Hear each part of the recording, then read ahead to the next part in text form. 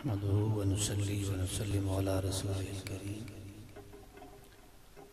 أما بعد فأعوذ بالله من الشيطان الرجيم بسم الله الرحمن الرحيم وما أرسلناك إلا رحمة للعالمين صدق الله مولانا العظيم وصدق رسوله النبي الكريم الصلاة والسلام عليك يا سيدي يا رسول الله وعلى آلك وأصحابك يا سيدي يا حبيب الله۔ آج کی یہ محفل جس میں طلباء اسلام، قراء اعظام اور عظیم ثناخوانان مصطفیٰ اور اہل محبت اہل خانہ اور اہل خانہ کی دعوت پہ تشریف لائے ہوئے بہت سارے اہل محبت اس محفل میں تشریف رکھتے ہیں، اس نسبت سے آج کی یہ محفل بہت ہی عظیم الشان ہے، جس میں ایسی ہستیاں ہوں، بزرگان دین بھی تشریف رکھتے ہیں۔ اس محفل میں وہ لوگ ہوں جن کے حوالے سے محبوب خدا صلی اللہ علیہ وسلم نے فرمایا خیرکم من تعلم القرآن وعلمہ۔ میری مراد طلباء اسلام، قراء اعظام، قرآن سیکھنے اور سکھانے والے فرمایا سب سے افضل ہوتے ہیں، پھر ثناخوانان مصطفیٰ اور آپ تشریف لانے والے تمام اہل محبت۔ یقیناً آپ کا یہاں پہ آنا کسی دنیاوی غرض کے لیے نہیں ہے، تو یہ حاضری اور اس طرح کے سارے سلاسل یہ آج کی اس محفل کے بابرکت ہونے کی خبر دیتے ہیں۔ تو سامعین مکرم، میں چاہوں گا آج کی اس محفل میں جو چند گھڑیاں ہم نے گزارنی ہیں، ان گھڑیوں سے ہمارا مقصود صرف بارگاہ رسول کی حاضری ہو۔ انما الاعمال بالنیات، ہمارے دین اسلام کا دار و مدار نیت پہ ہوتا ہے۔ آج اس قدر ہماری نیتیں اتنی ہی رحمت بھرپور ہوں گی، اور معاملے سارے نیت کے ہوتے ہیں۔ آپ کبھی تاریخ اسلام میں ذرا پیچھے چلے جائیں تو آپ کو نظر آئے گا کہ تمام حلقے، تمام شعبے، ان کا جو پہلا کام ہوتا تھا وہ یہ ہوتا تھا کہ دلوں میں خیال مصطفیٰ، دلوں میں عظمت مصطفیٰ یہ جھونکی جائے۔ کوئی بھی شعبہ ہو، دنیا داری کے شعبے، دینداری کے شعبے، کاروباری شعبے، ہر شعبے میں، کیونکہ لوگ اہل ایمان ہوا کرتے تھے۔ ہمارا جب طالب علمی کا زمانہ تھا، یہ سن 85 اور 90 کے قریب کی بات ہے، آج تو دور ہی بڑا بدل گیا ہے نا۔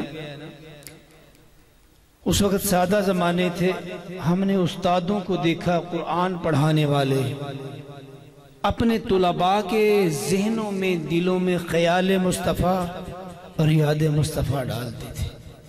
ہم نے اس طرح کے سٹیجوں پہ علماء کو دیکھا، آنے والوں کے دلوں میں اور ذہنوں میں خیال مصطفیٰ ڈالتے تھے۔ اور ہم نے اس وقت کے اہل تجارت کو دیکھا، دکانداروں کو دیکھا، کاروباریوں کو دیکھا۔ یہ کاروبار، دکانداریاں یہ محض دنیا میں بسر کرنے کا ایک وسیلہ ہوتا تھا ان کے پاس، اور ان کے دل اور ان کے خیال دین کی طرف تھے، یا صاحب دین حضرت محمد مصطفیٰ کی طرف تھے صلی اللہ علیہ وسلم۔ تو دوستو یہ وجہ تھی، ہم تاریخ اسلام میں ذرا پیچھے چلے جائیں تو ہر طرف خیریں ہی خیریں، ہر طرف برکتیں ہی برکتیں، ہر طرف رحمتیں ہی رحمتیں ہوا کرتی تھی۔ آج شاید اس بات کی کمی ہے ہم میں کہ یہ خیال ہمارے دلوں سے کچا ہوتا جا رہا ہے، یہ سبق ہمارا کچا ہوتا جا رہا ہے۔ گو کہ اس طرح کی محافل، یہ جو آج کی محفل ہے، یہ اس طرح کی ذکر مصطفیٰ پہ جو مشتمل محفلیں ہیں یہ اس سبق کے یاد ہونے کا ذریعہ ہے، لیکن یاد رکھیں زندگی میں جو سب سے اہم سبق ہے وہ یہی سبق ہے۔ جس کے دل میں جتنا خیال مصطفیٰ ہوگا، جس کے دل میں جتنی یاد مصطفیٰ اور عظمت مصطفیٰ ہوگی، اس کی دنیا بھی کامیاب ہوگی، اس کے دین کا معاملہ بھی کامیابی والا ہوگا۔ تو میں سمجھتا ہوں ہم جب بھی اس طرح کی محافل میں آئیں تو ہماری حالت یہ ہونی چاہیے کہ ہمارا دھیان ان کی طرف لگا ہوا ہو اور ہم دل سے کہہ رہے ہوں، نگاہ لطف کے امیدوار ہم بھی ہیں، لیے ہوئے یہ دل بے قرار ہم بھی ہیں۔ انسان اگر اس خیال سے اور اس نیت سے محفل میں بیٹھتا ہے وہ کبھی خالی نہیں جا سکتا ہے۔ ادھر سے کرم کم نہیں ہے، جو اللہ نے فرمایا نا وَمَا أَرْسَلْنَاكَ إِلَّا رَحْمَةً لِلْعَالَمِينَ کہ محبوب ہم نے آپ کو رحمت للعالمین بنا کے بھیجا ہے۔ یہ کسی خاص زمانے کے لیے نہیں ہے، خاص وقت کے لیے نہیں ہے، یہ قیامت تک کے لیے ہے، لیکن رحمتیں لینے والے ہمارے دل ہونے چاہیے، ہمارے دل ہونے چاہیے۔ یہ اصل راز ہے، یہی وہ راز تھا۔ ہم پیچھے چلے جائیں نا اپنے اسلاف کی طرف، ہر کوئی نظر آتا ہے اس در کا بھکاری بن کے بیٹھا ہے، اس در کا بھکاری بن کے بیٹھا ہے، اور جس کا دھیان ادھر ہوتا ہے وہ کسی طبقے سے ہو، کسی حلقے سے ہو، کسی شعبے سے ہو، اسے کرم نصیب ہوتا ہے، اسے کرم نصیب ہوتا ہے۔ اور آج میں نے ایک اور بات بھی دیکھی، میں ابھی بھی انٹرنیشنل اسلامک یونیورسٹی اسلام آباد کا اسٹوڈنٹ ہوں، تو وہاں اکثر وہابی لوگ ہیں، ہم سنی لوگ محنت کم کرتے ہیں، خصوصاً تعلیم کے میدان میں ہم سنی لوگ بڑے پیچھے ہیں۔ ہمیں بچانے والی ایک ہی بات ہے، وہ ذکر مصطفیٰ ہے، یاد مصطفیٰ، یہی ہمارے پاس دولت ہے، وگرنہ ہر میدان میں ہم بڑے سست ہیں، بڑے کاہل ہیں ہم۔ تو وہاں اکثر اہل حدیث لوگ، دیوبندی لوگ، دوسرے لوگ، ایک چیز جس نے مجھے بڑا متاثر کیا، ہمارے پروفیسروں میں سے ایک پروفیسر صاحب خصوصی طور پہ ان کا بھی ٹارگٹ ہوتا ہے، جو بریلوی لوگ ہیں نا ان پہ وہ بڑا سخت ہاتھ رکھتے ہیں۔ تو میں چونکہ اس عمر میں پڑھائی کے لیے گیا ہوں تو میں محنت کرتا تھا اپنی تعلیم میں، تو انہوں نے دیکھا یہ ساتھی بڑا محنتی ہے، اگرچہ بریلوی ہے، تو ایک پروفیسر جو خاص اہل حدیث، انہوں نے میرے ساتھ بڑی دوستی لگائی۔ جب انہوں نے دیکھا نا مجھے کہ اب یہ بڑے میرے ساتھ جڑ گئے ہیں، میرے ساتھ مخلص ہو گئے ہیں، انہوں نے ایک فقرہ مجھے بولا، آج بھی مجھے یاد ہے۔ انہوں نے کہا شیخ صابر ابتعد عن هذه البریلویت، شیخ صابر ان بریلویوں سے دور رہنا، ان بریلویوں سے دور رہنا۔ میں آپ کو بتاؤں بعض اوقات ہماری سستیاں جو ہیں وہ ہماری ناکامی کا سبب بنتی ہیں، لیکن ایک چیز میں نے جو دیکھی، ہم کہتے ہیں یہ وہابی بڑے یعنی گستاخ رسول ہوتے ہیں، ان کا رسول کریم صلی اللہ علیہ وسلم کے حوالے سے یہ عقیدہ نہیں ہے، وہ عقیدہ نہیں ہے۔ اس پروفیسر کی ایک بات نے مجھے بڑا حیران کیا۔ وہ بات کیا تھی؟ اس نے اپنے موبائل سے واٹس ایپ سے ایک حکایت مجھے، ایک محفل مجھے سینڈ کی، اسی طرح جیسے یہ سٹیج لگا ہوا ہے، عربوں کا سٹیج تھا، اس میں عربی لوگ ہی تھے، اور وہ عرب اس بات کو آپس میں ایکسچینج کر رہے تھے، شیئر کر رہے تھے ایک دوسرے سے۔ ایک ساتھی عربی جو ہے وہ یہ بات سنا رہا تھا اور باقی بڑے عقیدت سے سن رہے تھے۔ بات کیا تھی؟ آپ کبھی محبت سے سنیں گے دل تازہ ہو جائے گا۔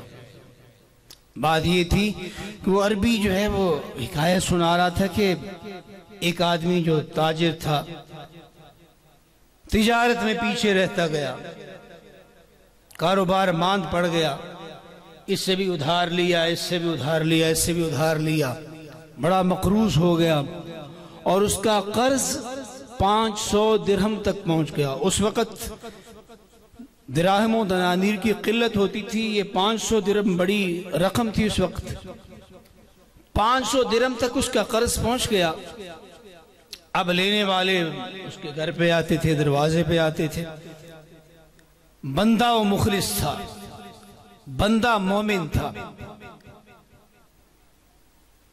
جب کوئی قرض لینے آتا تو اسے کہتا جی کوئی شک کی بات نہیں ہے کہ میں نے آپ کا دینا ہے، لیکن یقین مانے کہ میری پیش نہیں جاتی ہے، میرا کہیں ہاتھ نہیں پڑتا ہے، جیسے ہی میرا کہیں ہاتھ پڑے گا میں آپ کا قرض چکا دوں گا۔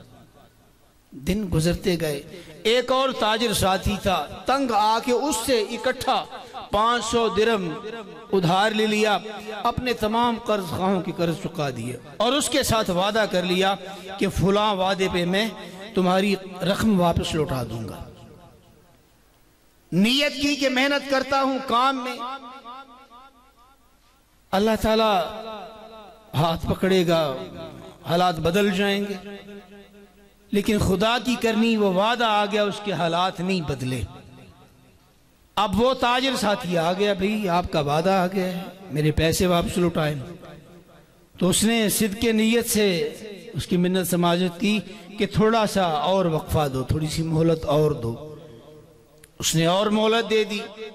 اب وہ وعدہ بھی آ گیا، لیکن اس کے حالات نہیں بدلے۔ بندہ نیت کا سچا تھا، حالات نہیں بدلے۔ دوسرے وعدے پہ بھی ایسے ہوا، تیسرا وعدہ ہو گیا۔ جب تیسرا وعدہ آیا، وہ تاجر اپنا قرض لینے کے لیے اس کے پاس آیا، تو اس نے حسب سابق منت سماجت کی۔ اس نے کہا بھئی بڑے وعدے ہو گئے، اب تو میں تمہیں قاضی کے پاس لے کے جاؤں گا، عدالت میں لے کے جاؤں گا۔ اس نے زبردستی اسے پکڑا اور قاضی کے پاس لے گیا۔ عدالت میں گئے، قاضی کو جا کے تاجر نے ساری بات سنائی کہ اس طرح میں نے اسے قرض دیا تھا، اتنے وعدے گزر گئے، یہ میرا قرض واپس نہیں لوٹا رہا ہے۔ قاضی نے کہا تمہیں جیل میں ڈالا جائے گا۔ تو وہ آدمی کہتا ہے حضور اگر اجازت ہو تو میں گھر والوں کو بتاؤں، میرے گھر والوں کو کوئی خبر نہیں ہے، میں گھر والوں کو خبر کر رہا ہوں، آپ پھر مجھے جیل میں ڈال لینا۔ قاضی نے کہا کوئی سمجھ میں آنے والی بات ہے؟ مجرم ہاتھ میں آیا ہوا ہو اور اسے چھوڑ دیا جائے، کوئی عقل مندی کی بات ہے؟ ہاں تمہیں اس بات پہ چھوڑتے ہیں، کوئی اپنی ضمانت دو، کوئی تمہارا کفیل بنے، کوئی تمہاری کفالت کرے، کوئی تمہاری ضمانت دے کہ تم کل واپس آ جاؤ گے، پھر ہم تمہیں چھوڑتے ہیں۔ اللہ اکبر۔ وہ بے سہارا تھا، اس کے پاس اور کوئی ضمانت اور کوئی کفالت نہیں تھی۔ اس نے کہا ہاں میں ضامن دیتا ہوں، میں حضرت محمد مصطفیٰ صلی اللہ علیہ وآلہ وسلم کو ضامن دیتا ہوں۔ کہنے لگا اگر میں کل آپ کی عدالت میں خود حاضر نہ ہوں تو میں امتی رسول ہی نہیں ہوں، میں امت محمد میں سے ہی نہیں ہوں، کل میں ضرور آپ کی عدالت میں حاضر ہوں گا۔ اللہ اکبر۔ وہ قاضی بھی ایمان والا تھا، اس نے کہا تو نے بہت بڑی ضمانت دے دی ہے، تو نے بہت بڑی کفالت دے دی ہے، یہ ایسی ضمانت ہے کہ اس کا ہم انکار نہیں کر سکتے ہیں۔ اس نے جانے دیا۔ اللہ اکبر۔ یہ آدمی گھر پہنچتا ہے، گھر والی سے جا کے سارا ماجرا بیان کر دیا کہ اس طرح مجھے عدالت میں پیش کیا گیا، وہاں میں اس طرح کی ضمانت دے کے آیا ہوں۔ گھر والی بھی مومنہ تھی، ایمان والی تھی۔ اس نے کہا اگر ان کی ضمانت دے کے آئے ہو تو آؤ سب گھر والے مل کے بیٹھتے ہیں، ان کی ذات پہ بیٹھ کے درود پڑھتے ہیں، ان کی ذات پہ درود پڑھیں گے تو کوئی نہ کوئی حل نکل آئے گا، کوئی نہ کوئی رستہ نکل آئے گا۔ اللہ اکبر۔ سارے گھر والے بیٹھ گئے، وہ ساتھی بھی بیٹھ گیا، اس کی گھر والی بھی، اس کے بچے بھی، سارے کے سارے بیٹھ گئے اور بیٹھ کے درود پڑھنا شروع کر دیا۔ دن بھی درود پڑھتے رہے، رات کا وقت آ گیا، درود پڑھتے پڑھتے سو گئے۔ وہ سوئے، قسمت جاگ اٹھی، خواب میں جناب نبی کریم صلی اللہ علیہ وآلہ وسلم کی زیارت ہوئی۔ اللہ اکبر۔ فرمایا پریشان ہو، عرض کی یا رسول اللہ یہ معاملہ ہے، تو فرمایا امیر شہر کے پاس جانا۔ امیر عربی میں گورنر کو کہتے ہیں. کہا امیر شہر کے پاس جانا، اسے جا کے میرا سلام کہنا اور میرا پیغام دینا کہ تجھے بارگاہ رسالت سے پیغام ہے کہ میرے لیے 500 درہم دے دو. اور جب وہ پوچھے کہ اس پہ نشانی کیا ہے کہ یہ پیغام واقعتاً انہی کا پیغام ہے، تو اسے کہنا کہ تم روزانہ رات کو تب تک سوتے نہیں ہو جب تک مجھ پہ 1000 درود نہیں پڑھ لیتے ہو. کون تھا وہ؟ گورنر تھا، امیر شہر تھا. آج بھی گورنر ہوتے ہیں. گورنر تو بڑی بات، ہم جیسے لوگ نہیں روزانہ 1000 درود پڑھتے. وہ امیر شہر تھا، وقت کا گورنر تھا. اللہ اکبر. ہر رات تب تک سوتا نہیں تھا جب تک 1000 مرتبہ اپنے آقا پہ درود نہیں پڑھ لیتا تھا. فرمایا اسے کہنا یہ نشانی ہے، اور ساتھ فرمایا اسے کہنا اس سے بڑی نشانی یہ ہے، یہ جو پچھلی رات گزری ہے، اس رات کو درود پڑھنے میں تمہیں تسبیحات میں غلطی لگی اور تمہارا بھی 1000 پورا نہیں ہوا تھا، تم نے سمجھا کہ 1000 پورا ہو گیا ہے، اور اسے کہنا کہ ہم نے تمہارا 1000 ہی قبول کر لیا تھا. اللہ اکبر. یہ آدمی صبح اٹھا، سیدھا امیر شہر کے پاس اسے پیغام دیا. جیسے پیغام دیا تو اس نے نشانی پوچھی تو اس نے نشانی بیان فرمائی.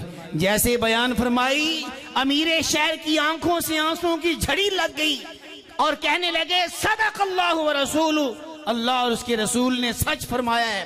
اس لیے کہ یہ درود پڑھنا میرے اور میرے رب کے درمیان، میرے اور میرے مصطفیٰ کے درمیان راز تھا، کسی اور کو اس کی خبر تک نہیں تھی.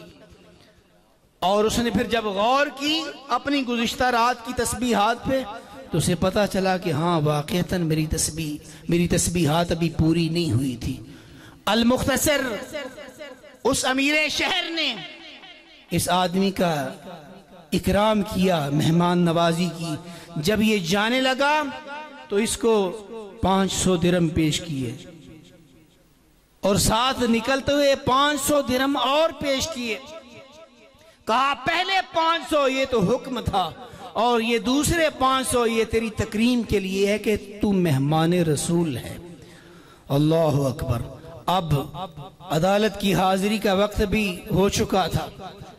ادھر سے نکلا، سیدھا عدالت پہنچتا ہے. ادھر کیا دیکھتا ہے کہ قاضی انتظار میں کھڑا ہوا ہے، اور جیسے ہی یہ پہنچا قاضی نے کھڑے ہو کے استقبال کیا اور کہا کہاں رہ گئے تھے، میں کب سے تیرے انتظار میں کھڑا ہوں.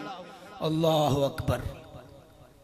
اور اتنے میں وہ مدعی بھی آ گیا جس نے دعویٰ کیا تھا، وہ تاجر، وہ بھی آ گیا. اب جیسے یہ دونوں، ادھر قاضی ہے ادھر تاجر ہے، جیسے ہی آدمی پہنچا قاضی نے اپنی تھیلی سے 500 درہم نکالا اور پیش کرنے لگے. قاضی تو یہ سائل کہتے ہیں حضور یہ کیا ماجرا ہے، میں تو مجرم ہوں، دینے میں نے ہیں اور آپ یہ کیا کر رہے ہیں. تو قاضی کہنے لگا رات کو جو تو نے دیکھا ہے وہ ہم نے بھی دیکھا ہے. اللہ اکبر.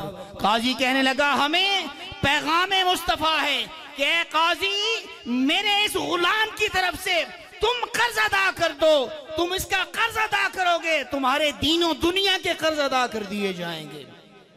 اللہ اکبر. اور ادھر سے مدعی وہ اپنا بٹوا نکال رہا تھا، اپنے بٹوے سے نکال کے 500 درہم اور پیش کر رہا تھا اور کہنے لگا کہ جو کچھ رات کو تم دونوں نے دیکھا ہے وہ میں نے بھی دیکھا ہے. پیارے آقا نے فرمایا کہ اے تاجر اگر تم اسے قرض معاف کر دو گے ہم تمہارے دین و دنیا کے قرض معاف کر دیں گے. اللہ اکبر. تو سامعین مکرم یہاں جو لینے کی بات ہے تو وہ عرب والے یہ واقعہ آپس میں شیئر کرنے کے بعد حدیث شیئر کرتے ہیں. اللہ اکبر. حدیث کیا تھی؟ حدیث یہ تھی کہ جو نبی کریم صلی اللہ علیہ وآلہ وسلم پہ کثرت کے ساتھ درود پاک پڑھتا ہے وہ حدیث پاک بڑی معروف ہے. ترمذی شریف کی حدیث پاک ہے. کہ ایک صحابی رسول نے عرض کی یا رسول اللہ میں جب دعا کرتا ہوں تو میری دعا میں چوتھا حصہ آپ پہ درود ہوتا ہے، باقی دعا ہوتی ہے۔ تو اللہ کے محبوب صلی اللہ علیہ وسلم نے فرمایا کہ اگر درود کو اور زیادہ کر دو تو تمہارے لیے بہتر ہے۔ عرض کی یا رسول اللہ میں اپنی دعا کا آدھا آپ پہ درود پڑھوں گا، باقی میری دعا ہوگی۔ فرمایا بہت اچھا ہے، لیکن درود کو اور زیادہ کر لو تو تمہارے لیے بہتر ہے۔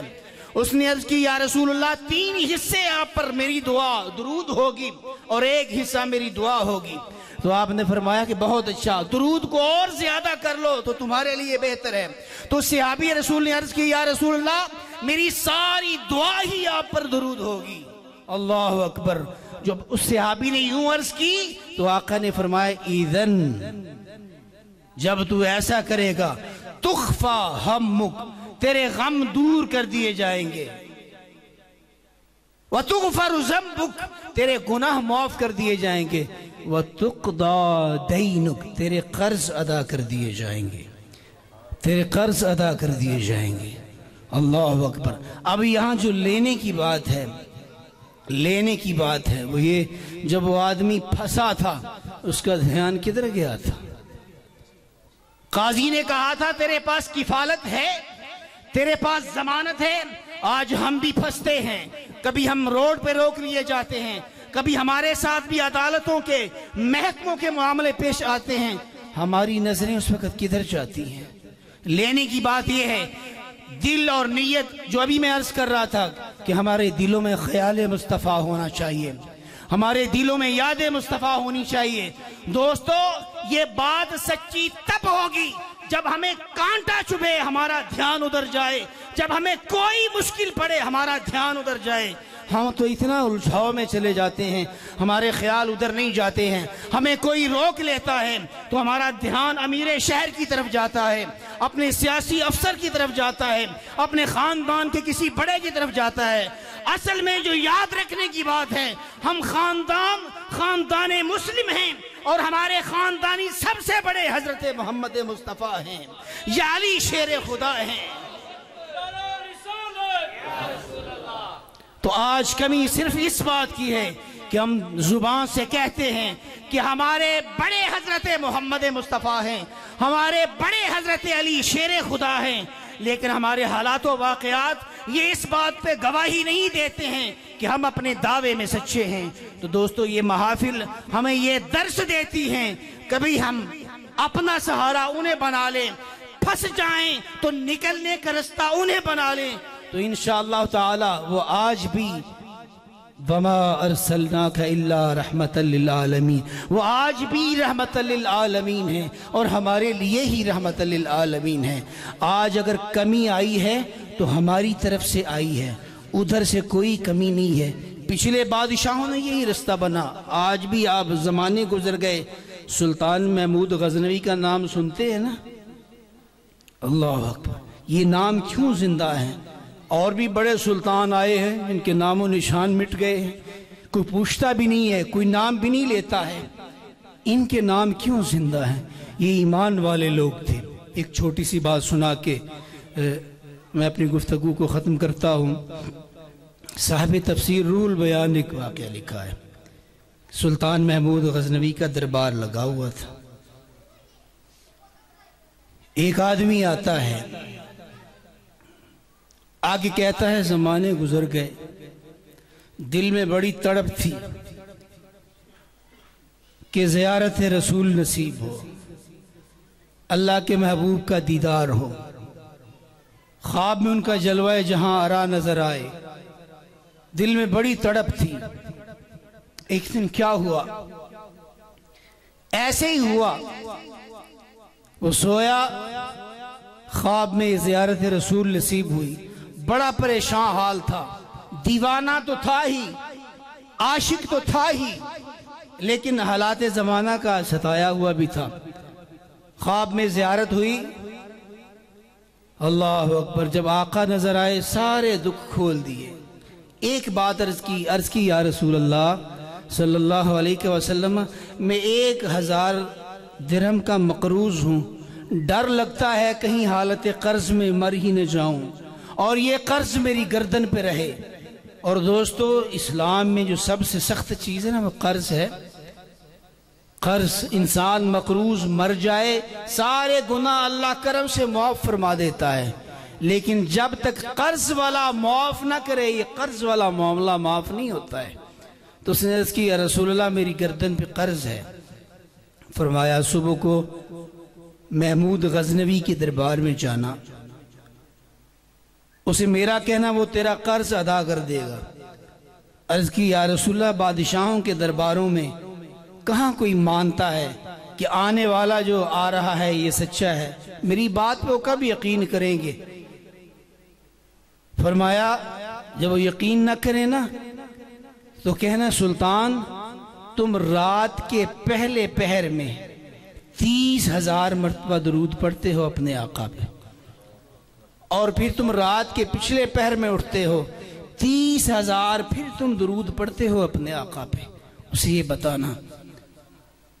اب یہ آدمی سلطان محمود غزنوی کے دربار میں کھڑا ہوا ہے اور اپنا یہ ماجرا سنا رہا ہے کہ مجھے آقا نے بھیجا ہے، میرے ذمہ یوں قرض ہے کہ آپ نے ادا کرنا ہے، اور ساتھ یہ جب بات بتائی نا تو رات کے پہلے پہر 30,000 درود پڑھتے ہو، پھر رات کے پچھلے پہر اٹھتے ہو پھر 30,000 درود پڑھتے ہو، یہ سن رہا تھا تو آنکھوں سے آنسو نکل رہے تھے، آنکھوں سے آنسو نکل رہے تھے، اور اس کی طرف سے قرض ادا کیا۔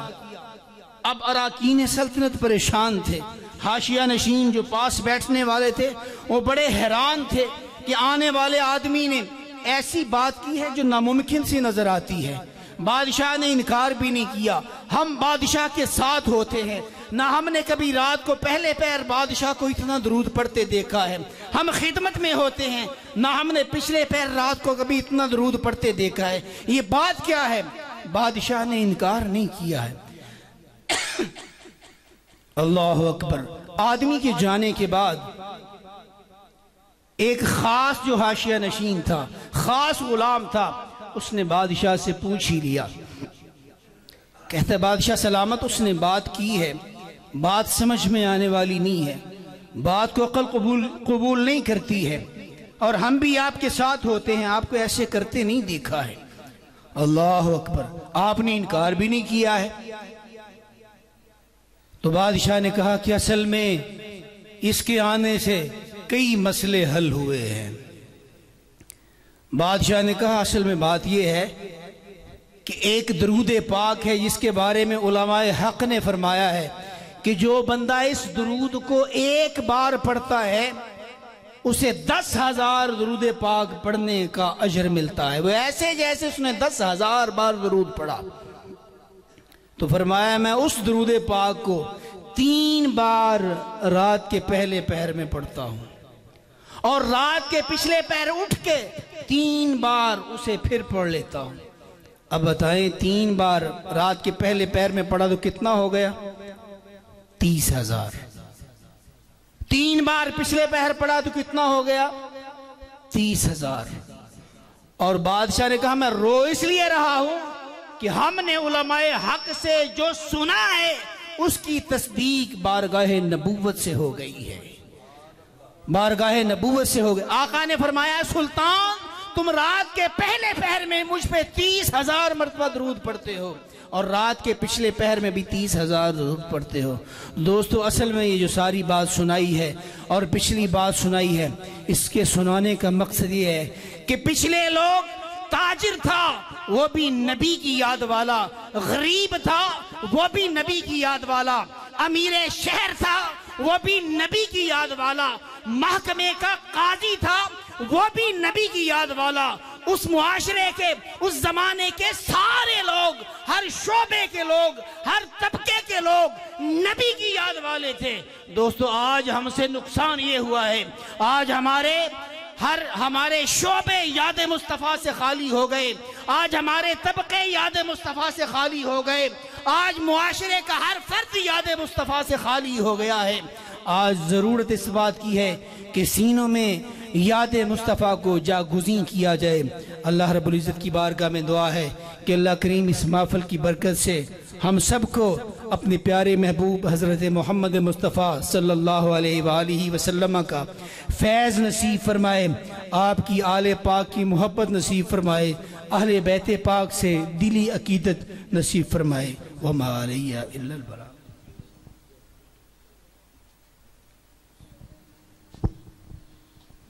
ماشاءاللہ بہت ہی خوبصورت انداز میں خطاب فرما رہے تھے آل نبی اولاد علی فخر السادات میری مراد حضرت علامہ پیر سید صابر حسین شاہ صاحب، خوبصورت انداز میں